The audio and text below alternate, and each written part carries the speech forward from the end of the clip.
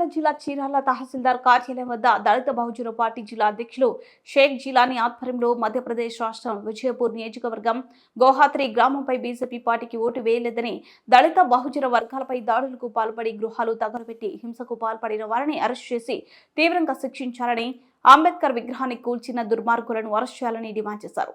అనంతరం తహసీల్దార్కు వినతి పత్రాన్ని సమర్పించారు. ఈ కార్యక్రమంలో షేక్ బాజీ, షేక్ కాలిషా, షేక్ అబ్దుల్ ఖాదర్, ఇబ్రాహిం తదితరులు పాల్గొన్నారు. మధ్యప్రదేశ్లో దళిత సోదరులపై దాడిని ఖండించండి. మధ్యప్రదేశ్లో బై ఎలక్షన్లో బీజేపీ ఓటర్లు దళిత సోదరులపై దాడిని ఖండించండి.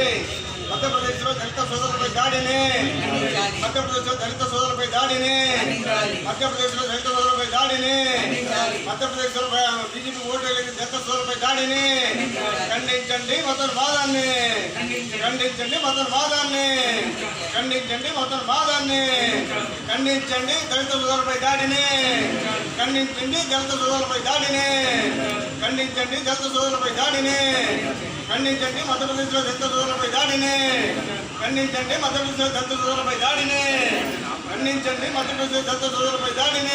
ముందుగా చీరాల నియోజకవర్గ మిత్రులందరికీ జైబీ మిత్రులారా, ఈరోజు చూడండి ఎంత దారుణమో.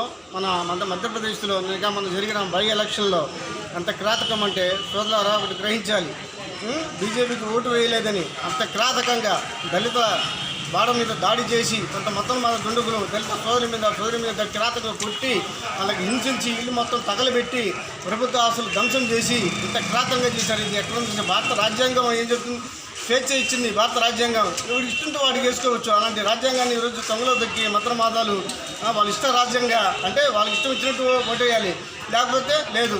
అలాగే అక్కడ ప్రపంచ మేధావి భారతరత్న రాజ్యాంగ నిర్మాత డాక్టర్ బాబాసాహెబ్ అంబేద్కర్ విగ్రహాన్ని కూర్చున్న దుండంగులను వెంటనే ఉరి తీయాలి. ఉరి తీసే వరకు దళిత పార్టీ పోరాడుతూనే ఉంటుంది. సోదరులారా, ప్రపంచ మేధావికి రక్షణ లేదు ఈ రోజుల్లో. ఇక సామాన్యులు, ఇక దళిత సోదరులకు, ఎస్సీ, ఎస్టీ, బీసీ, మైనార్టీ రక్షణ ఎక్కడ సోదరులు మన భారతదేశంలో? ఇది గ్రహించాలి. ఇకనైనా కేంద్ర ప్రభుత్వం వెంటనే స్పందించి ఇలాంటి దుండగులు ఇలాంటి దుష్ప్రచారం అక్కడ చర్యగా జరగకుండా కఠినమైన చర్యలు తీసుకోవాలి. అక్కడ దళిత సోదరులకి, ముస్లిం మైనార్టీకి రక్షణ కల్పించాలి.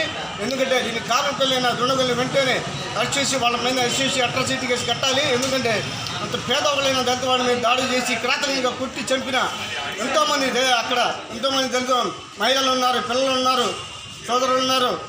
అంతే మధ్యప్రదేశ్ విజయపురం నియోజకవర్గం గోహాత్రి గ్రామం మీద దాడి చేసి కిరాతకంగా చేసిన ఈ దుండగులను వెంటనే శిక్షించాలని మా దళిత బహుజన పార్టీ డిమాండ్ చేస్తూ ఇలాంటి సంఘటనలు భారతదేశంలో ఎక్కడ జరగకుండా రాష్ట్ర కేంద్ర ప్రభుత్వాలు కఠినమైన చర్య తీసుకోవాలని, అక్కడ దళిత సోదరులకు రక్షణ, ముస్లిం మైనారిటీకి రక్షణ కల్పించే బాధ్యత రాష్ట్ర ప్రభుత్వాన్ని అని, అలాగే కేంద్ర ప్రభుత్వం కూడా చర్య తీసుకోవాలని మా దళిత బహుజన పార్టీ డిమాండ్ చేస్తూ నాకు ఇంత మంచి అవకాశం ఇచ్చిన మీడియా మిత్రులకి, మా పార్టీ కార్యకర్తలందరికీ దళిత బహుజన పార్టీ తరఫున ధన్యవాదాలు తెలియజేస్తూ జై భీమ్, జై అంబేద్కర్, జై భారత్.